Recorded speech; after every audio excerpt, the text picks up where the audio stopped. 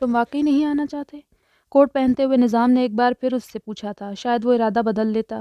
نہیں، مجھے کسی سے ملنے جانا ہے، لیپ ٹاپ پر کام کرتے ہوئے اس نے مصروف سے انداز میں جواب دیا۔ نظام نے رک کر اسے دیکھا۔ تم نے بتایا نہیں کس سے ملنے جا رہے؟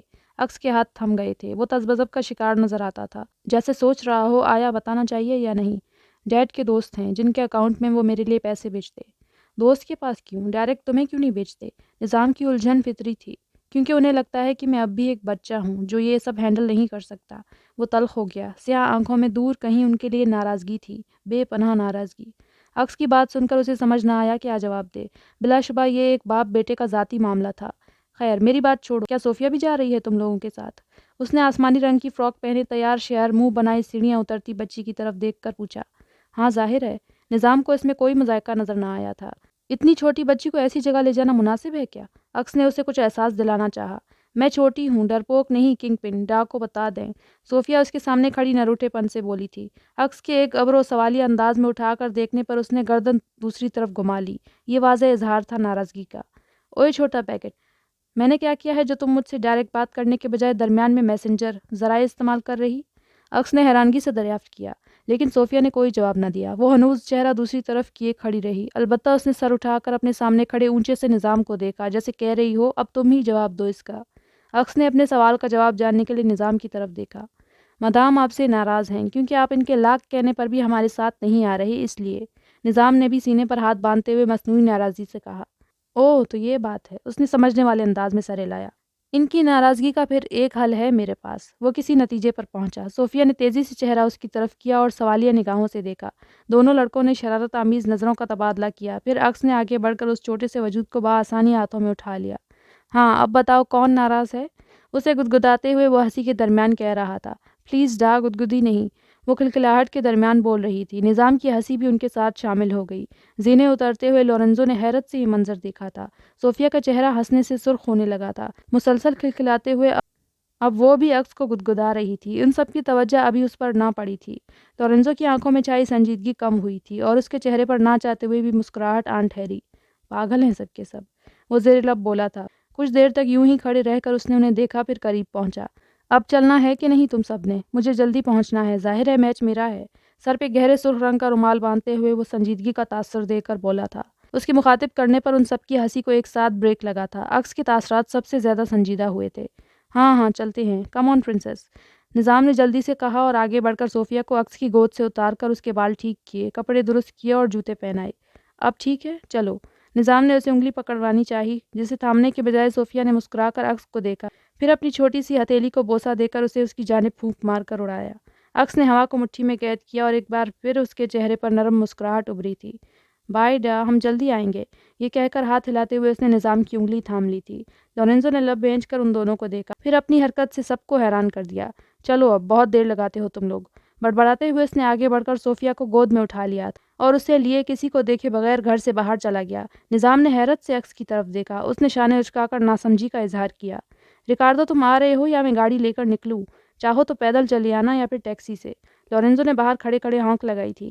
نظام جیسے ہوش میں آیا تھا۔ تم ایسا کچھ نہیں کرو گے، میں آ رہا ہوں۔ اس نے جلدی سے باہر پیش قدمی کی تھی۔ لورنزو سے کچھ بعید نہ تھا کہ وہ اسے چھوڑ کر چلا بھی جاتا۔ عکس نے اٹھ کر ان کے پیچھے دروازہ بند کیا، پھر آ کر اپنے سابقہ کام میں مصروف ہو گیا۔ تبھی اس کے موبائل پر پیغام موصول ہوا تھا۔ کھول کر پڑھنے کے بعد اس نے ناگواری کے عالم میں موبائل واپس میز پر پٹخ دیا۔ بھیجنے والا شخص اس کے باپ کا دوست تھا، جس نے آج بھی اپنی غیر موجودگی کا عذر پیش کر کے اسے گھر آ کر اپنی بیٹی سے پیسے وصول کرنے کو کہا تھا۔ بھروسے مند دوست، سب جانتا ہوں کہ یہ بڈھا مجھے سیڑھی بنا کر آپ کی دولت تک پہنچنے کے چکر میں ہے۔ تھک سے لیپ ٹاپ بند کرتے ہوئے اس نے من ہی من اپنے باپ کو مخاطب کیا تھا۔ خاموش گھر میں ڈور بیل کی آواز گونجی تھی۔ اسے لگا شاید ڈیلیوری گائے پارسل لایا ہوگا، مگر جو ہی دروازہ کھولا، خوشبو کا ایک جھونکا ہوا کے ساتھ اس کے چہرے سے آ ٹکرایا تھا۔ عکس نے چونک کر سامنے موجود اس ہستی کو دیکھا، لیکن جب دیکھا تب اس کی نگاہیں پلٹنے سے انکاری ہو گئی تھیں۔ سرسبز قدرتی منظر جیسی نگاہوں میں بحر اوقیانوس کا سا پانی سموئے وہ کھڑی یک ٹک اسے دیکھ رہی تھی، کسی حسین یونانی مجسمے کی مانند۔ اس کے پیچھے نظر آتا شام کا منظر اسے رنگوں میں گرے کسی شاہکار کی مانند دکھا رہا تھا۔ عکس کو احساس ہی نہ ہوا کب وہ درمیانی فاصلہ عبور کر کے اس کے وجود کا حصہ بنی تھی۔ اس کے دل کے مقام پر سر رکھے آنسو گراتی وہ اسے مضبوطی سے جکڑے کھڑی تھی، یوں جیسے کبھی نہ چھوڑ کر جانے کا عہد کر کے آئی ہو۔ آئی ایم سوری، میں تمہیں پریشان نہیں کرنا چاہتی، لیکن میں تمہارے بغیر رہنا بھی نہیں چاہتی، اور کیوں رہوں میں تمہارے بنا؟ جب تم میسر ہو سکتے ہو مجھے تو میں کیوں رہوں؟ مجھ سے یہ کرنے کو مت کہو لارنس۔ بھیگی آواز بے ربط جملے کہہ رہی تھی۔ عکس نے بوجھل پلکیں اٹھائی، ٹھاہ کر کے حقیقت کا پتھر خیالوں کے آئینے سے جا ٹکرایا تھا، اور لمحاتی سیر لمحوں ہی میں تمام ہوا تھا۔ وہ آنسو، وہ درد، وہ انجانہ لمس جنہیں پا کر اس کے اندر دھڑکن جاگنے لگی تھی، اس میں سے کچھ بھی تو اس کے لیے نہ تھا، سب لورنزو کے نام تھا۔ اس کا ذہن اتنی تیزی سے کام کیا تھا کہ ان حالات میں بھی بہکتے دل اور اس کے جذبوں کو لگام ڈال کر اسے لارنس سے لورنزو تک کا فاصلہ طے کروایا تھا۔ اس کے وجود میں برق سی دوڑ گئی تھی۔ یہ خیال کہ وہ اس سے نہیں بلکہ اس کے چہرے سے جھلکتی لورنزو سے مخاطب تھی، اس کے اندر کچھ توڑ گیا تھا۔ اس کے پہلو میں گرے ہاتھ بلند ہوئے تھے اور ایزابیلا کو شانوں سے تھام کر خود سے فاصلے پر کر دیا تھا۔ وہ بھیگا چہرہ اٹھائے حیرانگی سے اسے دیکھ رہی تھی۔ میں لورنزو نہیں ہوں۔ مٹھیاں بھینچتے ہوئے اس نے خود کو نارمل کرنے کے بعد اسے سچائی سے آگاہ کیا۔ ایزابیلا نے جو سنا اسے یکبارگی اپنی سماعتوں پر شبہ ہوا۔ اس کی نمی چھلکاتی آنکھوں میں تحریر الجھن پڑھ لینے کے بعد وہ مزید گویا ہوا۔ میں رکو، تم کہنا چاہتے ہو کہ تم لورنزو سے ملتے جلتے ہو؟ اس کی بات درمیان میں کاٹتے ہوئے ایزابیلا کسی نتیجے پر پہنچی تھی۔ اس کی آواز کو بغور سننے کے بعد کہیں نہ کہیں اسے احساس ہو چکا تھا کہ وہ لورنزو نہیں ہے۔ عکس نے مثبت انداز میں سر کو جنبش دے کر اس بات کی تصدیق کر دی۔ یہ کیسے ممکن ہے؟ وہ بے اختیار اس کے چہرے کے نقوش کو چھونے کے لیے ہاتھ بڑھانے لگی تھی جب اس نے خود کو روک لیا۔ جو وہ اس کا لورنزو سے موازنہ کر رہی تھی اسے فرق بخوبی نظر آ رہا تھا۔ وہ مکمل طرح سے لورنزو جیسا ہرگز نہیں تھا۔ تم نے مجھے بتایا کیوں نہیں پہلے؟ کیا تم لارنس بن کر میرا فائدہ اٹھانے کی کوشش کر رہے تھے؟ ایزابیلا بھر کر اس کے سامنے آ کھڑی ہوئی۔ یہ نیا الزام سنتے ہی وہ چکرا کر رہ گیا تھا۔ میں نے کب کچھ ایسا کیا؟ وہ کچھ اور سخت کہنا چاہتی تھی مگر لورنزو سے مشابہت رکھتے اس چہرے نے اسے کہنے نہ دیا۔ میں جا رہی ہوں، وہ آتا ہے تو کہہ دینا کہ مجھے اس سے ملنا ہے۔ اور اس بار ایزابیلا ولیریس کو انکار اسے بہت بھاری پڑے گا۔ دو ٹوک انداز میں اپنی بات مکمل کر کے وہ رکے بغیر وہاں سے چلی گئی تھی۔ اس کے جاتے ہی عکس کی حیرانگی غصے میں تبدیل ہوئی تھی۔ شدت توہین سے اس کا چہرہ سرخ پڑا تھا۔ پہلی بار اسے لورنزو سے شدید نفرت محسوس ہوئی تھی، پہلی بار۔ اچھا تم یہیں رکو، میں ذرا فون۔ کیا ہم سسلی میں ہیں؟ خود کو سنبھالنے کے بعد اس نے اس کی سنے بغیر آج کا سب سے اہم سوال پوچھا تھا۔ ہاں خیریت؟ اس نے محتاط انداز اپنایا۔ مجھے کسی سے ملنا ہے، کیا آپ میری مدد کر سکتی ہیں؟ وہ آس سے اس کی جانب دیکھ رہی تھی۔ تم یہاں کسی کو جانتی ہو؟ ایو شاکڈ ہوتے ہوتے رہ گئی۔ شاید۔ مجھے لیپیزیریا نامی ریسٹورنٹ کے مالک سے ملنا ہے، پلیز۔ اچانک اس کے ہاتھ تھامتے ہوئے وہ بے حد اصرار سے بولی۔ ایولینا کو فوری سمجھ نہیں آیا کہ کیسے انکار کرے یا کیا بہانہ گڑے۔ اس نے تو ابھی نظام کو بھی یہ خبر دینی تھی کہ اس لڑکی کو ہوش آ چکا ہے۔ ہاں مجھے پتا ہے یہ ریسٹورنٹ کہاں پر ہوگا۔ اس پل اس کے منہ سے جانے کیسے سچ پھسل گیا تھا۔ حجاب یہ سن کر پہلی بار مسکرائی۔ پلیز مجھے وہاں لے کر جائیں، پلیز ایولینا۔ وہ اس کا تھاما ہوا ہاتھ دباتے ہوئے التجا کرنے لگے۔ ایولینا تز بزب میں پڑ گئی تھی۔ جانے ایسا کرنا صحیح ہوتا کہ نہیں؟ ٹھیک ہے میں تمہیں لے جاؤں گی وہاں۔ اس کی حالت کے پیش نظر ناچار اسے راضی ہونا پڑا۔ لیکن اس سے پہلے تم چینج کر لو اور کچھ کھا لو، پھر اس کے بعد چلیں گے۔ اس کے دونوں ہاتھ پکڑ کر اسے فرش سے اٹھاتے ہوئے وہ بولی۔ مقصد کچھ وقت حاصل کرنا بھی تھا تاکہ وہ نظام کو خبر کر سکے۔ اس کی بات پہ حجاب نے چپ چاپ ماننے والے انداز میں سر ہلا دیا۔ واش بیسن پر جھک کر پانی کے شباگے چہرے پر مارتے ہوئے اس کی نظر اپنے سراپے پر پڑی۔ چہرے کے زخم اب کافی حد تک مندمل ہو چکے تھے، نشان البتہ اب بھی ہلکے ہلکے سے موجود تھے۔ اطراف میں گرتے سیاہ بال اب بھی ویسے ہی تھے۔ پیشانی کے بینکس کٹ کیے بال البتہ کافی حد تک لمبے ہو چکے تھے، جو اب آنکھوں تک پہنچ کر انہیں چبھن کا شکار کرتے تھے۔ وہ پہلے سے کئی زیادہ کمزور بلکہ نچڑ گئی تھی۔ اپنی موجودہ حالت سے آنکھیں میچ کر وہ صرف اور صرف آگے کا لایا عمل سوچ رہی تھی۔ منہ دھو کر ایو کے دیے گئے آسمانی رنگ کی جینز اور سفید فل آستینوں والی شرٹ زیب تن کرنے کے بعد وہ باہر آئی تو ناشتے کی ٹرے سجائے ایولینا کمرے میں داخل ہو رہی تھی۔ ارے واہ، تم تو بہت اچھی بچی ہو، بنا ہیل و حجت کے چینج بھی کر لیا، وہ ہنستے ہوئے بولی۔ مقصد اس کا دھیان بٹانا تھا۔ کیا اب ہم چلیں؟ اس کی سنی انسنی کر کے وہ اپنی ہی کہہ رہی تھی۔ بالکل چلیں گے، بس پہلے آپ یہ ناشتہ ختم کریں جلدی سے۔ بیڈ پر بیٹھتے ہوئے اس نے ٹرے کی جانب اس کی توجہ دلائی جس میں کچھ سینڈوچز اور دودھ کا گلاس رکھا تھا۔ 4 دن ہوش و بے ہوشی کی کیفیت میں رہنے کے بعد کمزوری تو اسے بھی محسوس ہو رہی تھی، لہٰذا یہاں بھی اس نے ایو کی بات خاموشی سے مان لی، جس پر ایو نے شکر ادا کیا۔ ناشتہ کرتے ہوئے آنکھوں پر گرتے بال اسے بار بار تنگ کر رہے تھے، جنہیں وہ ہاتھ کی پشت سے پیچھے ہٹانے کی کوشش کر رہی تھی۔ تم رکو، میں اس کا حل بھی کرتی ہوں۔ ایو نے یہ کہہ کر اس کی مشکل آسان کر دی۔ گو وہ خود لڑکوں کا سا پہناوا رکھتی تھی مگر ڈریسنگ میز میں بوقت ضرورت زنانہ چیزیں بھی رکھی رہتی تھیں۔ 2 سفید رنگی کلپس سے اس نے بڑی مہارت سے اس کی پیشانی کے بال سنوارے تھے۔ حجاب انہیں لگا کر کوئی 19-20 سالہ معصوم سی لڑکی ہی لگ رہی تھی۔ کچھ ہاتھ اس میں طبیعت پر چھائی کمزوری کا بھی تھا۔ اب چلیں؟ ایک سینڈوچ اور بمشکل آدھا گلاس دودھ پینے کے بعد وہ پھر اٹھ کھڑی ہوئی۔ ہاں چلتے ہیں۔ نظام کو ایک آخری مرتبہ فون ٹرائی کرنے کے بعد ایولینا مایوس ہو گئی۔ پھر ایک پیغام اس کے نام لکھنے کے بعد وہ حجاب کے ساتھ جانے کو اٹھی۔ 15-20 منٹ کا یہ مختصر فاصلہ ان کے درمیان خاموشی سے کٹا تھا۔ وہ ایو کے ہمراہ اس کی گاڑی میں موجود تھی، مگر ذہن و دل سوکھے پتے کی مانند لرز رہے تھے۔ اگر اتنی اچھائیوں کے باوجود بھی وہ ایو پر بھروسہ نہیں کر پا رہی تھی تو اس کی وجہ اس ثانیہ کو ٹھہرایا جا سکتا تھا۔ وہ مضبوط اعصاب رکھتی تھی جو یہ سب سہ گئی۔ اس کی جگہ اگر کوئی اور ہوتی تو شاید اسے واپس حواسوں میں آنے کے لیے کافی وقت لگتا۔ تم بکھر نہیں سکتی حجاب، تم ٹوٹ نہیں سکتی، تم پر اپنوں کے اعتماد کا اس قدر بوجھ پڑا ہے کہ تم بکھرنے کا سوچ بھی نہیں سکتی۔ آنکھیں بند کیے بیک سیٹ سے سر ٹکائے وہ خود کو مضبوط کرنے کی کوشش کر رہی تھی۔ ایو کو اس کے چہرے پر رقم درد بخوبی نظر آ رہا تھا، اس لیے اس نے سارے راستے ایک بار بھی اسے نہیں ٹوکا۔ وہ جانتی تھی کہ وہ اس پر اعتماد نہیں کر پا رہی، لیکن وہ یہ بھی جاننا چاہ رہی تھی کہ آخر پورے اٹلی میں وہ کون سا ایسا شخص تھا جسے حجاب نے بھروسے کے لیے چنا تھا۔ گاڑی پارک کرنے کے بعد وہ اس کی طرف کا دروازہ کھولے اسے باہر آنے میں مدد دینے لگی۔ یہ ایک مصروف علاقہ تھا جہاں مختلف لوگ اور ان کی مختلف بولیاں سنائی دے رہی تھیں۔ حجاب نے لاشعوری طور پر ساتھ چلتی ایو کا بازو مضبوطی سے تھام لیا تھا۔ وہ آس پاس دیکھنے کے بجائے سر جھکائے خاموشی سے اس کے ساتھ چل رہی تھی۔ ایک مقام پر پہنچ کر ایو رک گئی، جس سے اسے بھی رکنا پڑا۔ تب اس سارے عرصے میں پہلی بار اس نے نظریں اٹھائی تھیں، اور ایک پل کے لیے آس پاس چلتی گاڑیوں اور بولتے لوگوں کا رش تھم سا گیا تھا۔ شیشے کے دروازے سے اس پار وہ چہرہ، ہاں وہی چہرہ موجود تھا جس نے پلین میں بیٹھے ہوئے بنا کچھ کہے بھی اس کے اندر کا حال جان لیا تھا۔ حجاب کے آدھے ادھورے جملے کو سن کر اپنے جھوٹے خوف کا اظہار کیا تھا تاکہ وہ خود کو اکیلی نہ سمجھے۔ اس نرم تاثرات والے چہرے کو دیکھ کر آج بھی حجاب کو ایک انجانی سی تسلی میسر آ گئی تھی۔ وہ ایک نرم گرم احساس جو بھیڑ میں کسی اپنے کو دیکھ کر جاگتا ہے۔ کیا یہ وہی ہے؟ اسے پتھر کے بت کی مانند ساکت دیکھ کر ایویلینا نے سامنے نظر آتے شخص کی جانب اشارہ کرتے ہوئے آہستگی سے سوال کیا تھا، مبادا وہ گھبرا نہ جائے۔ حجاب اس کے مخاطب کرنے پر بھی اس کی جانب متوجہ نہیں ہوئی تھی۔ وہ تو بس لپیزیریا کے باہر ساکت کھڑی شیشے کے پار نظر آتے اس دلکش و مشفق چہرے کو دیکھ رہی تھی جو لبوں پر نرم مسکراہٹ سجائے اپنے سامنے کھڑے ویٹر سے کچھ کہہ رہا تھا۔ شاید اسے اس کی نظروں کی تپش محسوس ہوئی تھی، تبھی اس نے نگاہیں اٹھا کر بلوری دروازے کی جانب دیکھا۔ اگلے ہی پل اسے وہاں دیکھ کر وہ چونک اٹھا تھا۔ پھر ویٹر سے کچھ کہنے کے بعد وہ دروازے کی جانب بڑھا۔ آپ؟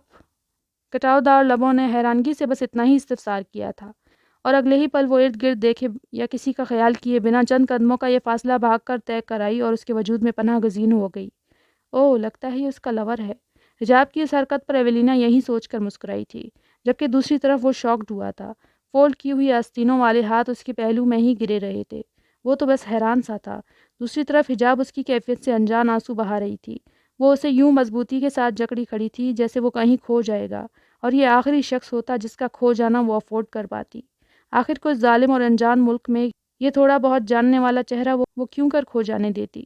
ایو کے بیگ میں پڑے وائبریٹ ہوتے موبائل نے اس کا دھیان ان پر سے ہٹایا تھا۔ نظام؟ نام زیر لب دہرا کر وہ قدرے ایک طرف کو چلی گئی اور کال پک کر لیا۔ اتنی دیر سے تمہیں فون ٹرائی کر رہی تھی اور تم کس سے پوچھ کر تم حجاب کو وہاں لے کر گئی؟ تمہاری عقل گھاس چڑھنے گئی تھی کیا ایو؟ اتنی بڑی حماقت تم نے کیسے کر دی؟ اب اس کی جواب دہی کون کرے گا بتاؤ؟ اس کی بات درمیان میں ہی قطع کر کے دوسری طرف وہ اس کا میسج پڑھنے کے بعد گرج رہا تھا۔ وہ نظام جو اپنے پرسکون انداز کے لیے جانا جاتا تھا، جو بڑی سے بڑی غلطی پر بھی نرم گفتاری سے کام لے کر انہیں سمجھایا کرتا تھا، وہ آج اس بری طرح سے اس پر برس رہا تھا۔ ایو تو اس کے انداز پر ہی حق دک رہ گئی۔ اس کے کھلے بالوں سے اٹھتی مبہم سی خوشبو نے اسے چونکایا تھا۔ آپ یہ کیا؟ عارض نے اسے متوجہ کرنا چاہا۔ اسے کچھ سمجھ نہیں آ رہی تھی کہ وہ کیا کرے، کیسے اسے خود سے دور کرے۔ دوسری ملاقات پر ایسی بے تکلفی، وہ حیران نہ ہوتا تو کیا کرتا؟ پلیز ڈونٹ لیو می عارض، ڈونٹ لیو می۔ اس کی نامکمل بات کے جواب میں وہ التجا کر رہی تھی۔ اس پل اس کی آواز کسی خوفزدہ بچی کی مانند محسوس ہو رہی تھی۔ آنسو ٹپ ٹپ کر کے عارض کے شانے پر گر رہے تھے اور گر کر اس کی سیاہ شرٹ میں جذب ہو کے اپنا وجود کھو رہے تھے۔ وہ لڑکی اپنے الفاظ و حرکات سے اسے حیران کر رہی تھی۔ وہ اس سے یوں مل رہی تھی جیسے کئی عرصے بعد کوئی اپنے عزیز ترین سے ملتا ہے۔ بہت دیر بعد جب حجاب کے اندر اٹھتی طوفانی موجیں آنسوؤں کے ذریعے شانت ہوئیں، تب کہیں جا کر اسے اپنی حماقت کا احساس ہوا اور اپنے ہاتھ اس کی گردن کے گرد سے ڈھیلے کر کے وہ 2 قدم پیچھے ہٹی تھی۔ کول ڈاؤن، تم اتنا کیوں پریشان ہو رہے؟ میں تو بس جسٹ شٹ اپ، ابھی اسی وقت نکلو وہاں سے، سمجھی تم؟ تمہارا حساب تو میں بعد میں کروں گا، زندہ بچے اگر ہم تو۔ نظام رابطہ منقطع کر چکا تھا۔ اس کی حیران پریشان نظر کچھ ہی فاصلے پر اس کی جانب پشت کیے کھڑی حجاب پر پڑی۔ آخر ایسی کون سی بڑی غلطی اس سے سرزد ہو گئی تھی؟ لگتا ہے یہ مسئلہ واقعی بہت گمبھیر ہے۔ بھاگو ایو، جان ہے تو جہان ہے۔ وہ دبے قدموں جا کر اپنی گاڑی میں سوار ہو گئی اور پھر یہ جا وہ جا۔ سوری وہ میں صورتحال اتنی آکورڈ ہو چکی تھی کہ حجاب کو سمجھ ہی نہیں آیا کہ وہ کیا کہے۔ آپ کس کے ساتھ آئی ہیں؟ اس کا زرد چہرہ آنکھوں میں رکھتے ہوئے وہ سنجیدگی سے سوال کر رہا تھا۔ حجاب کو مزید شرمندگی نے آن گھیرا۔ وہ کیا سوچتا ہوگا؟ دراصل میں ان کے ساتھ۔ اور پھر جو ہی اس نے مڑ کر دیکھا، ایو کی پرچھائی تک نہ ملی تھی۔ یہ کہاں گئی؟ ابھی تو وہ حیران پریشان رہ گئی۔ عارض نے بھی آس پاس نظریں دوڑائیں، مگر اسے وہاں ایسا کوئی نظر نہیں آیا تھا۔ نظام سینے پر ہاتھ باندھے سر جھکائے کھڑا کنکھیوں سے اس کا جائزہ لے رہا تھا۔ بند پلکوں کے پیچھے اس کی آنکھیں تیزی سے حرکت میں تھیں، اور ساتھ ہی ساتھ ہاتھ میں تھامی گئی وائلن کے تاروں پر ساز بکھیرتے ہوئے جانے وہ کہاں کا اور کس کا غصہ نکال رہا تھا۔ اس کا ہر انداز یہ چیخ چیخ کر بیان کر رہا تھا کہ وہ اپنے اندر پنپ رہے کس شدید طوفان سے نبرد آزما ہے۔ اچانک کمرہ ایک پل کے لیے اس پرسوز آواز سے خالی ہو کر خاموشی میں چلا گیا، اور پھر اگلے ہی لمحے وائلن نے فرش سے ٹکرا کر بڑی بے دردی سے اس مختصراً چھا جانے والی خاموشی کا پردہ چاک کیا تھا۔ وہ وائلن جس پر وہ خاصی توجہ صرف کر کے ساز بکھیرا کرتا تھا، اس کے اب کئی چھوٹے چھوٹے حصے آف وائٹ ٹائلز پر بکھرے پڑے تھے۔ نظام ایسے کسی بھی شدید رد عمل کے لیے پہلے سے تیار تھا، اسی لیے اس سے ذرا فاصلہ رکھے ہوئے کھڑا تھا۔ اس کی ہمت بھی کیسے ہوئی یہ کرنے کی؟ کیا سوچ کر وہ وہاں گئی؟ کیا لگتا تھا وہ اس کا جس کے پاس وہ گئی؟ قانوناً یا ضرورتاً اسے میرے پاس آنا چاہیے تھا، میرے پاس، یعنی عکس کے۔ مٹھیاں بینچ کر یہ کہتے ہوئے اس نے بھرپور ٹھوکر اپنے قدموں سے کچھ ہی فاصلے پر پہلے سے ٹوٹے پڑے وائلن کو رسید کیا۔ اس وار کے نتیجے میں وہ مزید بکھر کر دیوار سے جا لگا۔ نظام لب بھینچ کر خاموش تماشائی بنا رہا، مگر وہ ایک بات تو میں بھول ہی گیا۔ ہاتھ کی مضبوط مٹھی بنا کر وہ پیشانی پر رسید کر کے جیسے اپنی یادداشت کو کوس رہا تھا۔ میں بھول کیسے گیا؟ ہے تو وہ آخر اسی کی بہن نا، اس کمظرف کا خون ہے نا۔ ایک ہاتھ سے گردن کی پشت دباتے ہوئے دوسرا ہاتھ کمر پہ رکھے وہ بے بسی سے ہنسا تھا۔ عکس پرسکون ہو جاؤ، نظام نے تشویش سے اسے دیکھ کر کہا، البتہ قریب جانے کی ہمت نہیں کی تھی۔ ابھی نہیں نظام، ابھی پرسکون ہونے کا وقت ہرگز نہیں ہے۔ وہ نفی میں سر ہلانے لگا۔ پیشانی کی نسیں ابھر کر شدت جذبات سے کچھ اور بھی پھڑپڑا رہی تھیں۔ اس نے اب تک میری نرمی دیکھی ہے نا، تو اب وہ میرا غضب دیکھے گی۔ سیاہ آنکھوں میں اتری سرخی کی جلن اس کے پورے وجود کو یوں جلا رہی تھی جیسے کسی زخم خوردہ شخص کے برہنہ جسم پر نمک انڈیل دی گئی ہو۔ اب تمہیں کیسے بتاؤں کہ وہ تو پہلے ہی جہنم کے عذاب سے گزر رہی ہے۔ نظام نے اس کے غضبناک ہوتے چہرے کو نگاہوں میں رکھ کر دل ہی دل میں یہ بات کہی تھی۔ اس کے بھائی کو خبر پہنچ چکی ہے، اب آگے کیا کرنا ہے؟ ہر ممکن طریقے سے اپنی آواز دھیمی رکھ کر اس نے یہ نئی اطلاع اس تک پہنچائی، جسے سن کر عکس ٹھہر سا گیا۔ اس کی سختی ہنوز قائم رہی، البتہ اس کا جارحانہ انداز کسی حد تک کم ہو گیا تھا۔ ہم اس لڑکی کو دانہ بنائیں گے، جہاں جب ضرورت پڑی تب۔ اس نے صوفے پر واپس بیٹھتے ہوئے اس کے ہتھے پر رکھا گیا اپنا موبائل دیکھا۔ اسکرین پر حجاب کا آنسوؤں سے تر چہرہ جلملا رہا تھا۔ وہ عکس کے قہر سے بچنے کے لیے عارض کے وجود کو پناہ گاہ سمجھی کھڑی تھی۔ اس تصویر کو دیکھ کر ایسا اس پل وہ سوچ رہا تھا، تو کیا تم مجھ سے شادی نہیں کروں گا اس سے، بس اپنا مقصد پا لینے تک اسے ساتھ رکھنا ہے۔ موبائل اسکرین پر شہادت کی انگلی رکھ کر اسے گھماتے ہوئے وہ گہری سنجیدگی کے عالم میں بولا تھا۔ نظام نے اس بات پر چونک کر اسے دیکھا۔ لیکن تم نے تو کہا تھا اس سے شادی۔ ہاں، شادی کر کے ساتھ رکھوں گا یہ کہا تھا، لیکن اسے یہ عزت کہاں راس آئی؟ جب جی میں آتا ہے کسی سے راتوں رات ملنے نکل پڑتی ہے، اور جب جی چاہتا ہے کسی کی باہوں میں ایسی لڑکی کو اپنا لوں، میرا اتنا بھی دماغ خراب نہیں ہوا ہے۔ کوٹ کی جیب سے سگریٹ نکال کر لبوں میں رکھتے ہوئے وہ دوسرے ہاتھ کی انگلیوں سے کنپٹی مسلنے لگا۔ نظام نے سر دہا بھری، تم بہتر جانتے ہو، جو تمہارا فیصلہ ہوگا وہی ٹھیک ہے۔ اس نے فی الوقت کے لیے اس سے بحث کرنے کا خطرہ مول نہیں لیا اور خاموشی سے میز کے دراز کی طرف بڑھا۔ پہلے یہ لے لو۔ میز پر رکھے جگ سے پانی گلاس میں انڈیل کر آدھا بھرا ہوا گلاس اور ٹیبلٹ اس کی جانب بڑھائے۔ سگریٹ کے کش لیتے ہوئے عکس نے رک کر اسے دیکھا، پھر دونوں چیزیں اس سے لے لی۔ ٹیبلٹ 2 گھونٹ پانی کے ساتھ نگلنے کے بعد وہ پھر گویا ہوا، کیا البرٹ کو پارسل پہنچا دیا گیا ہے؟ ہاں، آج ہی بھجوایا تھا۔ یہ کہہ کر وہ واپس اپنی سابقہ پوزیشن میں جا کھڑا ہوا۔ اس لڑکی کو جلد ہی میری دسترس میں آنا ہوگا، کہیں ایسا نہ ہو کہ وہ ہمارے بجائے اپنے چہیتے کے ہاتھوں میں چلی جائے۔ تم جانتے ہو نا، میرے مقصد کو پانے کے لیے بڑا قیمتی مہرہ ہے وہ۔ ایک ابرو اٹھا کر اس نے نظام کے جھکے چہرے کو فوکس میں رکھتے ہوئے جتانے والے انداز میں کہا، جانتا ہوں، میری ہی لاپرواہی کے نتیجے میں وہ ہمارے ہاتھوں سے نکلی تھی۔ اب میں ہی اسے، سنا نہیں تم نے، وہ اپنی مرضی سے آئے گی میرے پاس۔ میں کوئی زور آزمائی نہیں کروں گا، اس بات کا وعدہ کر چکا ہوں اس سے، اپنی زبان سے نہیں پھر سکتا۔ اس لیے اب ایسے حالات بناؤ کہ وہ خود چل کر آئے۔ اس نے تنبیہ کی تھی اور ساتھ ہی ساتھ حکم بھی جاری کیا تھا۔ ٹھیک ہے، ایسا ہی ہوگا۔ نظام نے بھی اس کی ہاں میں ہاں ملائی۔ بہتر، اب تم جا سکتے ہو۔ میز پر پاؤں دراز کرتے ہوئے اس نے تھکے تھکے سے انداز میں کہا۔ وہ سر ہلا کر مزید کچھ کہے بغیر کمرے سے جانے لگا۔ اور سنو، اس نے پکارا۔ نظام کو رکنا پڑا۔ تم سب سے میں اس کا حساب لوں گا۔ موبائل اٹھا کر اس کی طرف پھینکنے تک اس کی پلکیں اور آواز دونوں باری ہو چکی تھیں۔ نظام نے بروقت اس کا موبائل کیچ کر لیا تھا، پھر کوئی چاپ پیدا کیے بغیر انہی قدموں سے باہر نکل گیا۔ اس کے جانے کے بعد عکس کا ذہن تاریکیوں کی نظر ہو گیا تھا۔